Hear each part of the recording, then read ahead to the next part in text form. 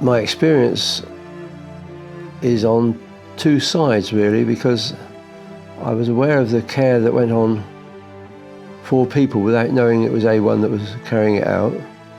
And then I became ill myself and suddenly found myself wrapped up in A1 care.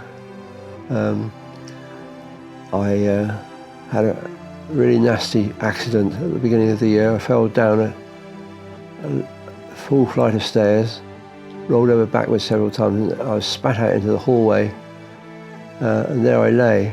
Irene, my wife, thought perhaps I'd been killed, but I wasn't, obviously. But I'd broken a lot of bones in my body and I needed care. And A1 have been looking after me ever since the beginning of this year. They come to my home now.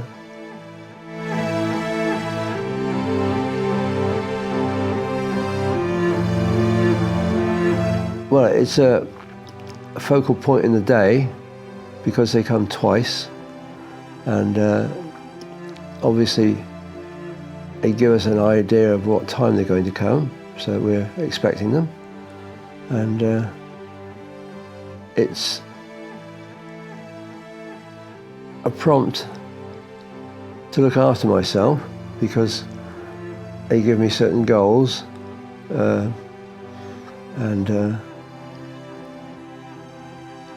they don't let anything slip. They ask lots of questions, and really it's like having a bunch of friends who come round to look after you.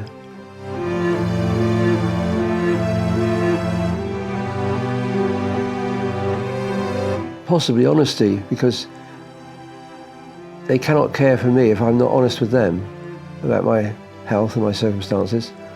And I'm not the sort of person that wears his heart on his sleeve.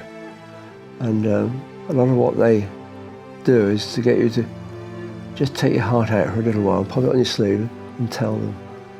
So that's it can be quite difficult, but I've got used to it now. They've been coming since the beginning of the year. I couldn't tell you how many people I've met because there's a very large team of people who share the workload, and then somebody leaves, they've gone. You think, oh, where have they gone? They've got another job, and you don't get the opportunity to say goodbye to them. Yes, it's like having a bunch of friends who come round.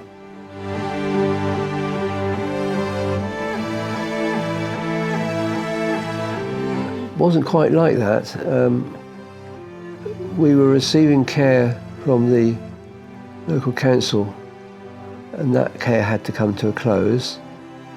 And there were several suggestions made to us, and A1 happened to be the one that came to the top.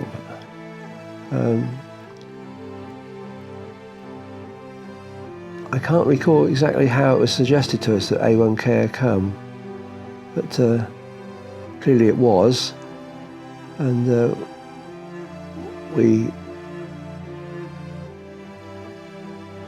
really had to experience the care that they were offering before we could say we really wanted them. It was try it, suck it and see.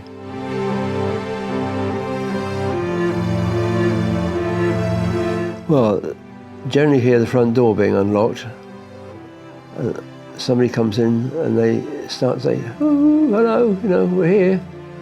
And it's very often a lady, not always, but very often is. And they have to get used to us as well as we're getting used to them. They're coming into our home, into our territory, but they are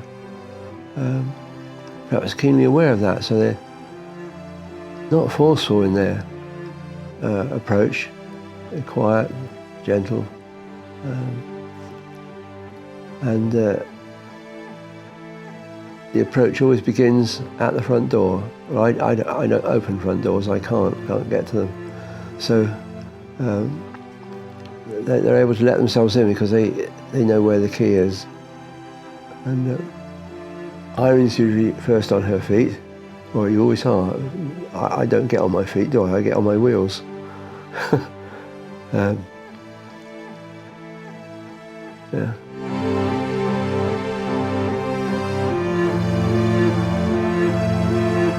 Damilola, one of the staff. We have staff from all over the world. It's a mixed bunch. Some they're lovely, some they're like me, quite shy and reserved, don't talk easily to another person. But once you get used to seeing somebody and the conversation begins to flow,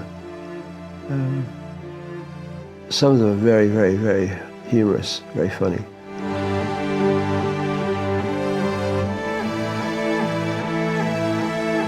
I'd certainly suggest they have a try. Yes, nothing like having a try. So that's what I had to do. I had to open my mind and open my door and have a try. And that's what I would suggest to anybody. And of course, it's possible for some people to be living on their own, not like me. I've got my wife with me, but people on their own, desperate for care. And A1 is another caring road coming into their home. Yeah.